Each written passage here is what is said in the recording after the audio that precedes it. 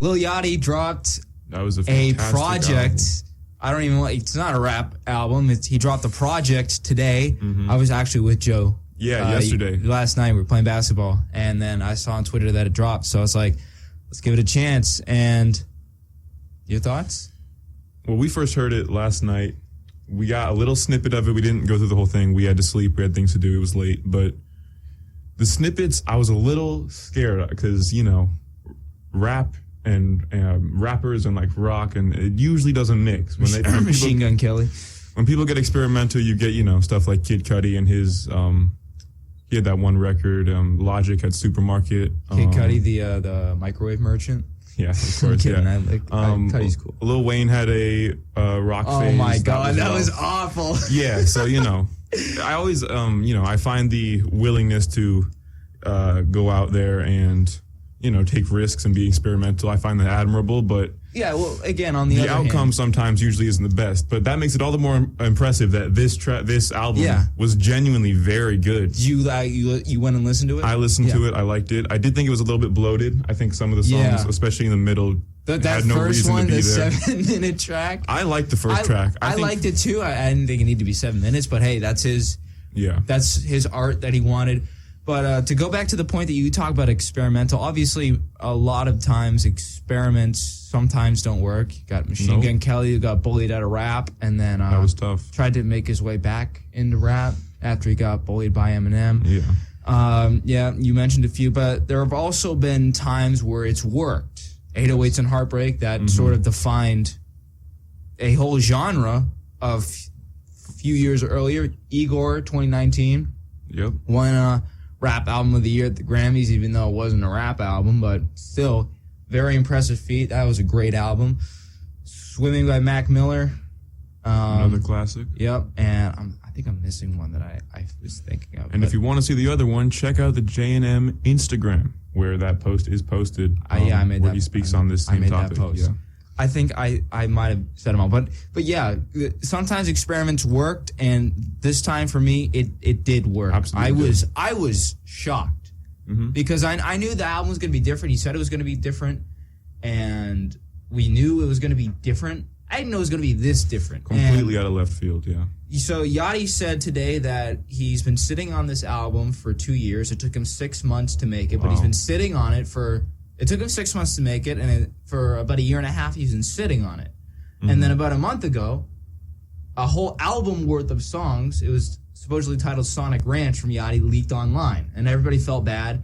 It wasn't this album, apparently, but, you know, that's awful. And then he comes back with this, and then I sat down, and I listened to it, and I was in shock. I was in awe, because it was completely different from anything we've heard from Boat his entire career. And I mean, let's face it, before this, he was one of the more generic artists out there, I guess. I mean, nothing in his discography made you think, oh yeah, this is the next phase of his career. This is where things are going.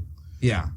But yeah, I mean, he has definitely developed and evolved as a rapper. Just another one of those guys from that 2016 XXL freshman class that has continued, you know, his hot streak and has evolved with the times. You love to see it. I mean, the psychedelic rock, I loved it. I didn't expect it. It felt like I was listening to a Pink Floyd album. It felt like something my dad could listen to. Like I could sit down with my dad and we could listen to this album and have a good experience. He doesn't give anything about rap. He doesn't care about rap. But if I sat him down and we listened to this album, I feel like he could enjoy it.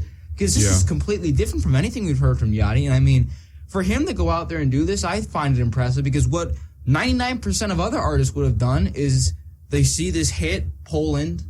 He didn't even mean to.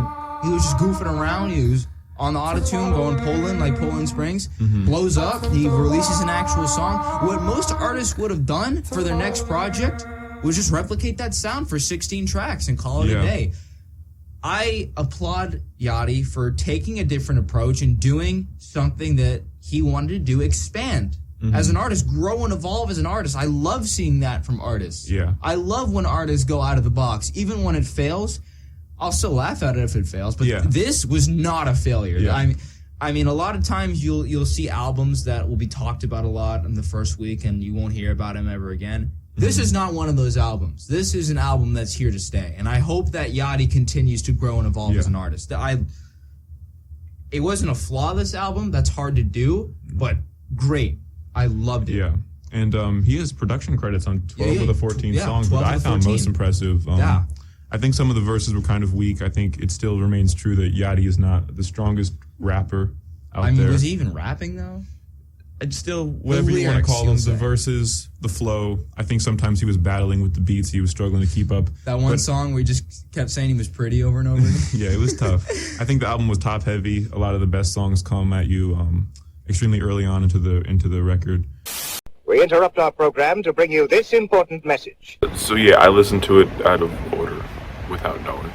So if that take makes no sense to anyone, it doesn't mean anything. It shouldn't matter to anyone because I listened to this on a YouTube playlist that I probably should have suspected something because the name of the album was spelled wrong on the playlist. And it was interspersed with like random Spanish music completely unrelated to the album.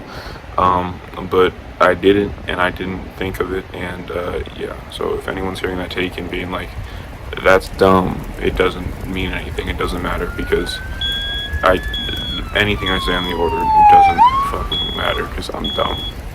I like the features, nice tasteful features. They're not in your face, they're not the biggest names. No. There's not too many of them. Just he picked the exact people that are going to fit his vision and his art for this piece. So yeah, if I were to rank this or give it a score, I'd give it a 7 or 8. You should listen to it. It's pretty good. Yeah, I would agree, 7 or 8.